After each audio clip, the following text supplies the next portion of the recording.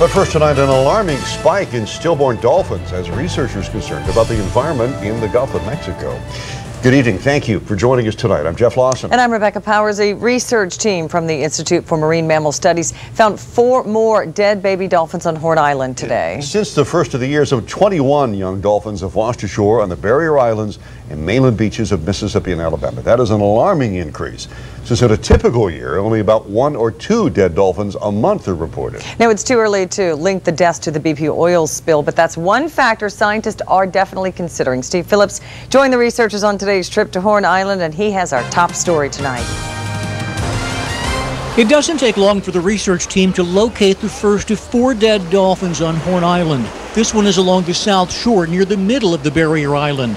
Team members go to work quickly, recording measurements and other statistics, then taking tissue samples, including slices of the dolphin's blubber or fat layer. A lot of toxic chemicals and heavy metals can become trapped in that layer, and so that's a good indicator of what they've been exposed to in their life. Time is critical in responding to the strandings. With the weather warming up, decomposition of the animals is hastened. The more decomposed it is, the less samples we can get, so we try to hurry up and get to them as quick as possible when we find out about them so we can get more samples, and the more samples we have, the more we can find out about them. Rhiannon Blake from Australia is a member of the research team. She studied zoology in college and was attracted to marine sciences.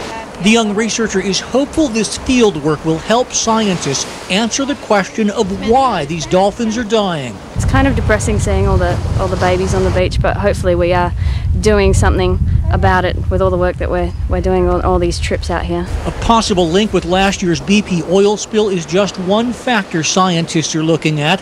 The head of the IMMS says the alarming numbers could be traced to any number of causes. I think it could be the environment, the cold weather, it could be their fisheries, some changes in their food habits, it could be a cyclical change. So who knows, but we are going to do a forensic study, we're going to do the necropsies, the pathology, the toxicology, and try to get to the bottom of it. IMMS is working with the Department of Marine Resources to try and find an answer to the dolphin deaths.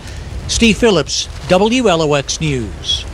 And Dr. Slongik says it appears many of the dead baby dolphins were delivered prematurely. Calving season, by the way, normally begins in early March.